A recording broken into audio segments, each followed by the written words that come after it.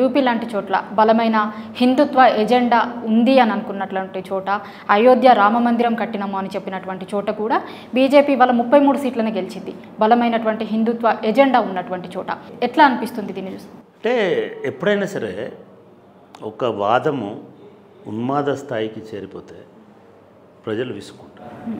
అది ఏ వాదమైనా సరే, ఏ వాదమైనా సరే.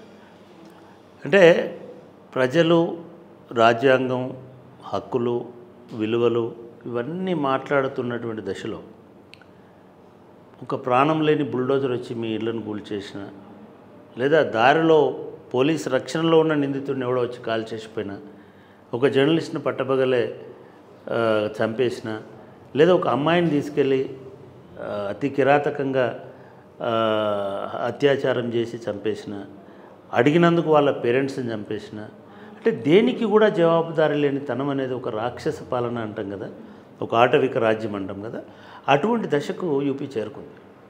చాలామంది దేశభక్తులు అని చెప్పుకునేటువంటి వాళ్ళు అది ఒక గొప్ప విప్లవంలాగా చెప్తుంటారు. దొంగ అయినా, హంతకుడైనా, రేపిస్ట్ అయినా, ఇంకొకడైనా ఎవరిని కూడా ఎక్స్ట్రా జ్యుడిషియరీ కిల్లింగ్ చేసేటువంటి రైట్ ఎవరికి లేదు, స్టేట్కి అసలు లేదు. అటువంటి దారుణాలు జరిగిపోయినాయి అక్కడ. మోడీ గారు గత ఎన్నికలకు ముందు 6 నెలల ముందు నుంచి తీసుకొచ్చినటువంటి ప్రచారం అంతా కూడా వ్యక్తిత్వ హననాలకి, వ్యక్తిగత స్వేచ్ఛను కాలరాసే రకంగా, లేదా ఈ దేశ పౌరులను విడదీసే రకంగా, ఈ దేశ పౌరులలో ద్వేషభావం పెంచే రకంగా ఆయన ప్రచారం అంతా సాగింది. మీరు ఎన్నికల ప్రచారం మొత్తం మొదటి రోజు నుంచి చివరి రోజు వరకు హెడ్లైన్స్ మార్క్ చేసి పెట్టారు. ఒక మామూలు సాధువుగా బయలుదేరినటువంటి వ్యక్తి ఆదిలాబాద్లో మొట్టమొదటి బహిరంగ సభలో మాట్లాడుతున్నప్పుడు, ఈ దేశంలో ఉన్నటువంటి 140 కోట్ల మంది ప్రజలు నా కుటుంబము అని ఒక ధర్మం ప్రకారం మాట్లాడినటువంటి ప్రధాని చివరికి వచ్చేసరికి హిందువులే నా కుటుంబం అని చెప్పే దశ దాకా వచ్చేసినాడు. హిందువులే కాదు, బీజేపీయే నా కుటుంబం అని చెప్పేదాకా వచ్చేసినాడు. మోడీ కా పరివార్ అనేటువంటి స్లోగన్. కానీ మోడీ కా పరివార్ అక్కడ ఆగలే, మోడీ కా గ్యారంటీ అని చెప్పినాడు. మొత్తం ఏదైనా సరే మోడీ కా గ్యారంటీ అని చెప్పినాడు. అంటే మోడీనే జిమ్మెదారు, మోడీయే మీకు బాధ్యుడు అని చెప్పినాడు. ఇది మోడీ రాజ్యము అని చెప్పినాడు. చివరికి ఆయనకున్న ఆలోచన ఎక్కడ దాకా పోయిందంటే, నేను మామూలు మనిషిని కాదు, దేవుడు నన్ను స్పెషల్గా మ్యానుఫ్యాక్చర్ చేసినాడు, స్పెషల్గా మ్యానుఫ్యాక్చర్ చేసి ఒక మిషన్ కోసం నన్ను పంపించి, అంటే ఒక ఎలక్షన్ క్యాంపెయిన్లో నేను తల్లి కడుపున పుట్టలేదు అంటే నిజంగా కూడా చాలా నెగిటివ్. మన ఊర్లలో నేను తండ్రికి పుట్టనోడా అని అంటారు.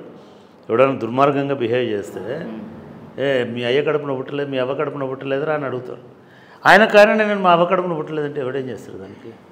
అంటే ఎంత పతనమైపోయి ప్రచారం చేసుకున్నాడంటే, మీ తాలిబొట్లు తెంపేస్తారని అన్నాడు.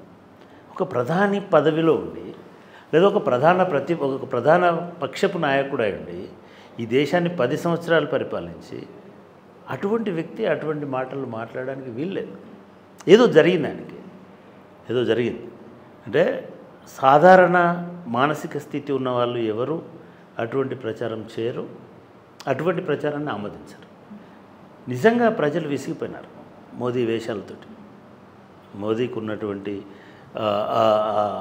దీంతో, అహంతో, ఆయన పద్ధతితోటి ప్రజలు చాలు అనుకున్నారు. అంటే నేనేమంటున్నానంటే, ఇది మోడీకి నెగటివ్ ఎలక్షన్. కాబట్టి ఇవాళ రేవంత్ రెడ్డి గారు చెప్పినా, లేకపోతే ఇంకెవరు చెప్పినా, లేదా మిగతా యోగేంద్ర యాదవ్ లాంటి వాళ్ళు చెప్పినా, మోదీకి నైతికంగా ఇప్పుడు ప్రధానమంత్రిని పదవిని చేపట్టేటువంటి నైతికత లేదు. ఎందుకు నైతికత లేదంటున్నామంటే, ఈ ఎలక్షన్ మొత్తం మోదీతోటి జరిగింది, మోదీ గ్యారంటీతో జరిగింది, మోదీ పరివార్తో జరిగింది. మోదీ పరివార్తో జరిగినటువంటి ఎన్నికలలో 3 అంశాలు ఉన్నాయి. ఒకటి, మోడీ ఉన్నాడు. మోడీ ఏం చెప్పినాడు? నన్ను చూసి 400 సీట్లు వేయండి అని అన్నాడు. 400 పైన సీట్లు ఇవ్వమన్నాడు. ఆయనను చూసి 400 అని అన్నారు కదా, అది ఆయనను చూసి చేయమన్నాడు. ఆయనను చూసి ఆయనను సగానికి తగ్గించినారు. అట్లని ఇండియా కూటమి రావాలని నేను అన్నట్ల. మోదీ గౌరవప్రదంగా ఇది నాకు అవమానం, నేను 400కు తూగేటువంటి వాడిని, నాకు 250 దగ్గర ఆపేసినారు, లేదా 290 దగ్గర ఆపేసినారు. నేను వదిలేస్తున్నాను. నాకు ఇష్టం, ఆయనకు చాలా ఇష్టమైంది ధ్యానం చేయడం.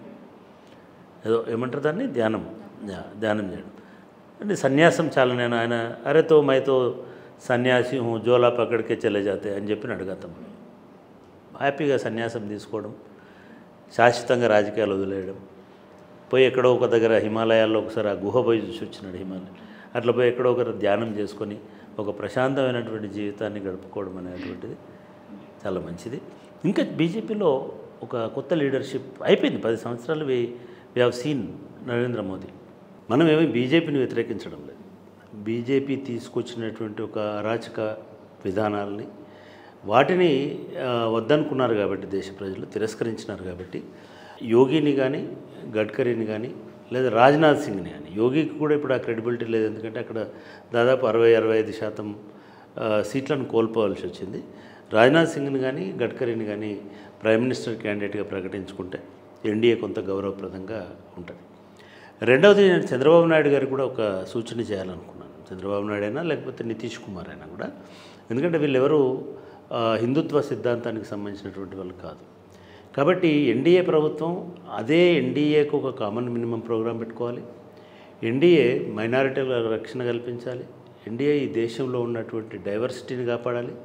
ఎన్డీఏ ఈ దేశంలో రిజర్వేషన్లను కానీ లేదా రాజ్యాంగాన్ని కానీ కాపాడుకోవాల్సినటువంటి అవసరం ఉంటుంది. వీటిని కాపాడకుండా మేము పరిపాలన చేస్తామని అంటే రేపు బీజేపీకి ఎటువంటి పరిస్థితి వచ్చిందో వాళ్ళకు కూడా అటువంటి పరిస్థితి వచ్చే ప్రమాదం ఉంది. కాబట్టి ఎన్డీఏలో ఉన్నటువంటి ఈ రెండు శక్తులు కూడా అటువంటి హామీని ఇవ్వాల్సినటువంటి అవసరం ఉందని కూడా నేను అనుకుంటున్నాను.